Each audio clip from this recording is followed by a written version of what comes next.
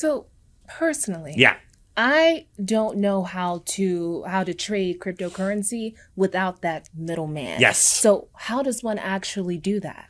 Well, it's a great question. I think that one of the lost opportunities that happened with the rise of big centralized crypto institutions is there was an explosion of financial literacy in the early years of Bitcoin, where people that had never thought about how value is transacted digitally, people that had never thought about what counterparty risk means, people that had never thought about the fact that only a small percentage of their assets are insured in banks, were learning all of this stuff. And they were learning how to build a financial world that didn't rely on that. It's perhaps no big surprise.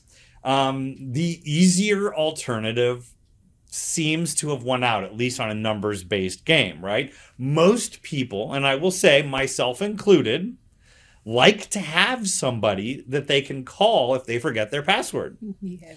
I do it all the time, right? Like I'm on the phone with my bank or whatever investment agency I'm using. Well, I don't want to mention any names. And I forget something or I misplace something and I have to get an expert on the phone to help talk me through something.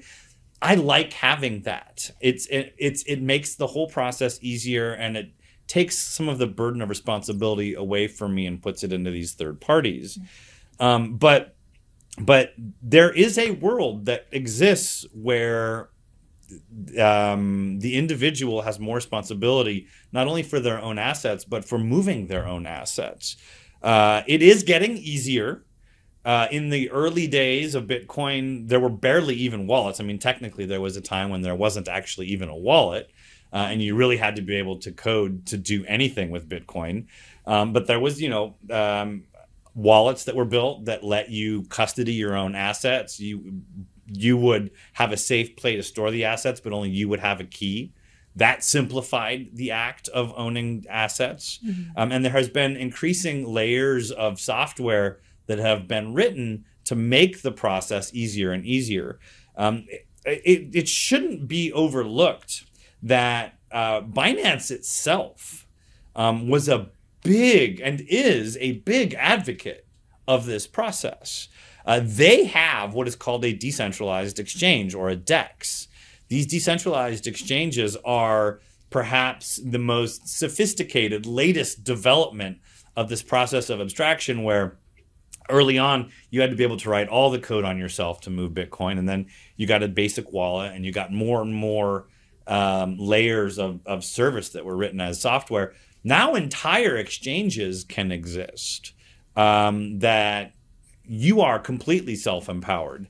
And Binance itself is helping build those exchanges. So one of the answers to what the world looks like in a possible post Binance, possible post FTX world is these decentralized exchanges that have proven much more difficult to shut down, provide a lot of the same services, but the only thing standing between you and a counterparty is software that no single person has any control over. So that's kind of long term. What about short term? What do you think is going to happen with the market?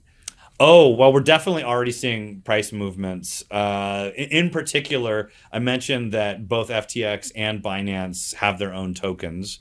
The Binance token took a meaningful pounding today.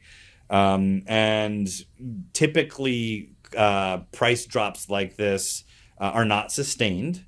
They'll be over the course of a day, 2 days, maybe a week. Things will eventually stable out and occasionally even recover. I think that there's a good chance that the collapse in price that we saw today continues at least for another couple days.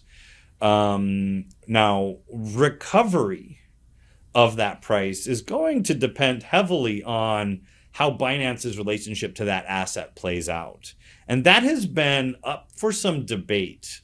In fact, I don't want to say anything too certain right now, but there are a number of investigations underway to take a closer look at Binance's relationship to the Binance token.